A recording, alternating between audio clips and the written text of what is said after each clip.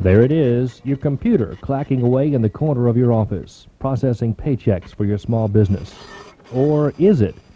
Maybe it's transferring your entire payroll to an account of a computer thief halfway around the world. A computer thief whose crime may go unnoticed for years and whose identity may never be known. First of all, you have to prove that in fact I did it. Secondly, you get into the issue of what is a valuable, what is property. Is information property? Well, I didn't steal anything per se. I may have copied it. August Beckwai is a Northern Virginia lawyer and internationally known author on the subject of computer crime. Somebody sitting with a PC in Hong Kong or West Germany, as was a recent case, can in fact access a computer in Virginia. Even if caught and convicted, most computer criminals only draw small fines and suspended sentences and return to computer crime, the silent scheme. I'm Randy Davis.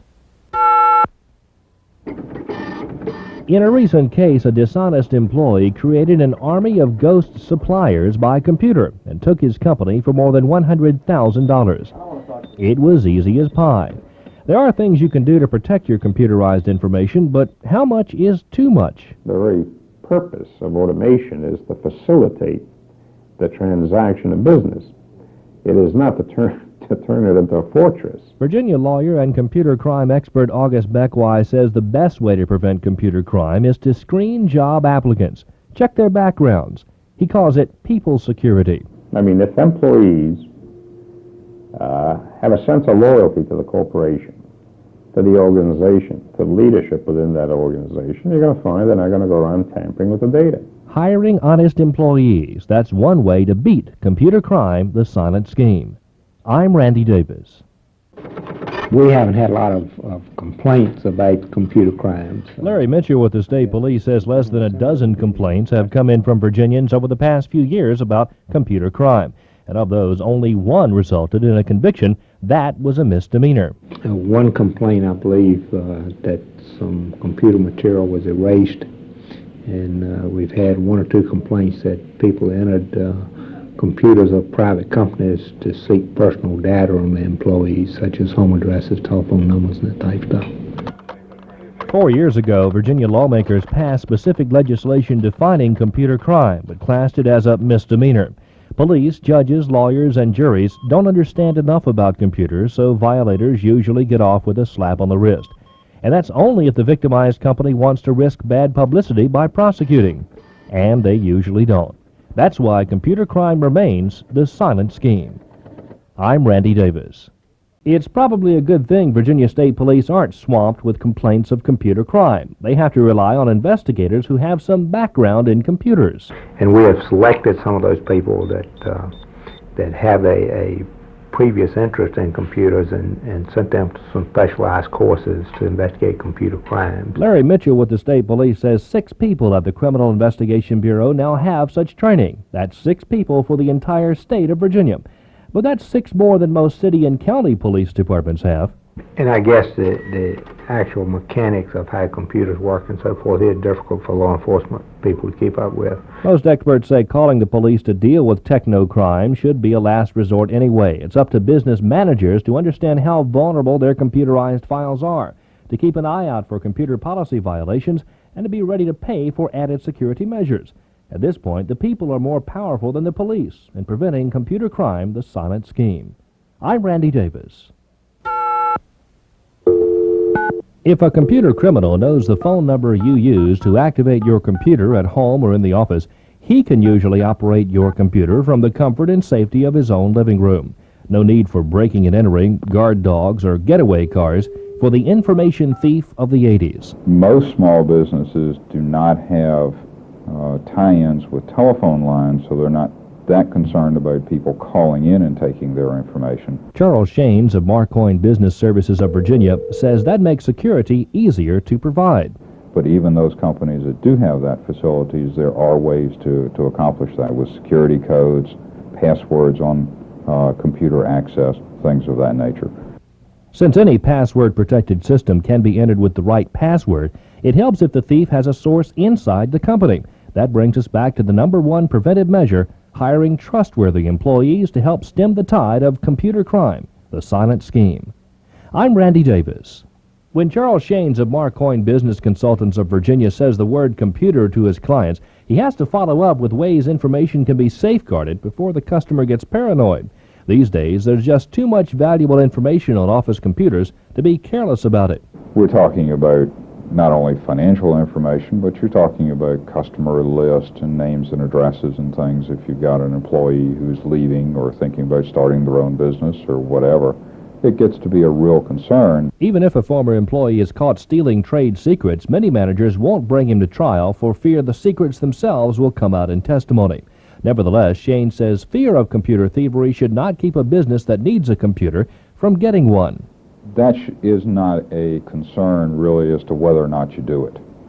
There are a lot of other concerns and analysis that a company would look at to decide whether or not they need a computer system. It's a matter of being on guard against computer crime, the silent scheme.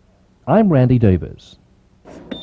Beyond trusting others not to steal or help steal information from your computer, there are several things you can do to protect your magic machine from unwanted entry.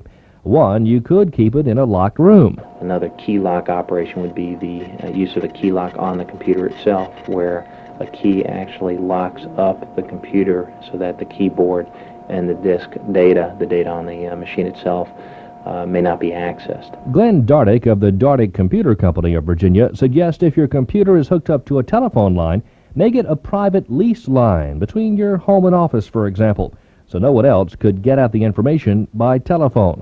There are encryption routines those are routines that you have let's say a password that would scramble the data. Dardick admits no security method is foolproof, just an added edge against computer crime. The silent scheme. I'm Randy Davis. Most of the anti-computer crime gadgets and strategies on the market today will discourage most of the criminals looking at computer tampering as a new way to make money. But then there's that highly skilled computer whiz who'll stop at nothing to get what he wants. And there's really not a lot that can be done to stop him.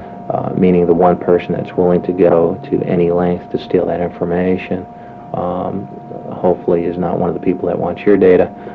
Hopefully you go as far as it takes to discourage those that would want that information. Glenn Dardick of Dardick Computers of Virginia. People can break locks, they can get into buildings, they can break windows, they can go through roofs. So people can get into a locked room. But for the employee who casually wants to go in and not leave a trace that they have taken information, a locked door sometimes is all you need. More than 40% of corporate America has no computer security at all, making it that much easier to commit computer crime, the silent scheme. I'm Randy Davis.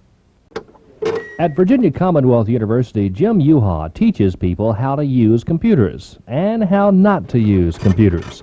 His experience has shown 99.9% of the people follow the rules. But there's always someone out there who likes to challenge them. I mean, if they make a 65-mile-an-hour speed limit, somebody wants to go 75. If they made it 75, you want to go 85. So it's the same thing with computers. It's just another challenge for someone who feels like they have to do that. But for the most part, most people just abide by the rules. There seems to be some sort of fascination with the technology involved in computer crime, a driving force that compels some people to keep trying until they break the code. For that reason, Jim says it's hard to be satisfied with your security system. It's like Fort Knox, so if you went and asked the people at Fort Knox, are they satisfied? Only one person may want to break into Fort Knox, but they got 300 guards protecting all that gold. Are they satisfied? They probably are, but there's always that chance where someone can get in. Getting in, that's the main goal of computer crime, the silent scheme. I'm Randy Davis. Experts believe computer crime is not about to slow down. VCU's Jim Yuha thinks the future will see a step-by-step chase between the criminal and society. The crime takes an advance. Well, then in the case of computers, they increase the security software to match it, and then the criminals take another step and they catch it. So it's never going to get out of hand, but it's always kind of a catch-up game. To keep computer owners on their toes, it's important to remember there are a lot of safeguards that can be built into the system. But there will always be times when the security is not sufficient. Computer crime is the silent scheme not only because of the ease with which it can be committed and hidden, but because of the silence of corporations being ripped off every day. Afraid of negative publicity, they'd rather let the offender off than risk their reputation in the media. As long as a thief and victim maintain this relationship, computer crime is likely to remain the silent scheme. I'm Randy Davis.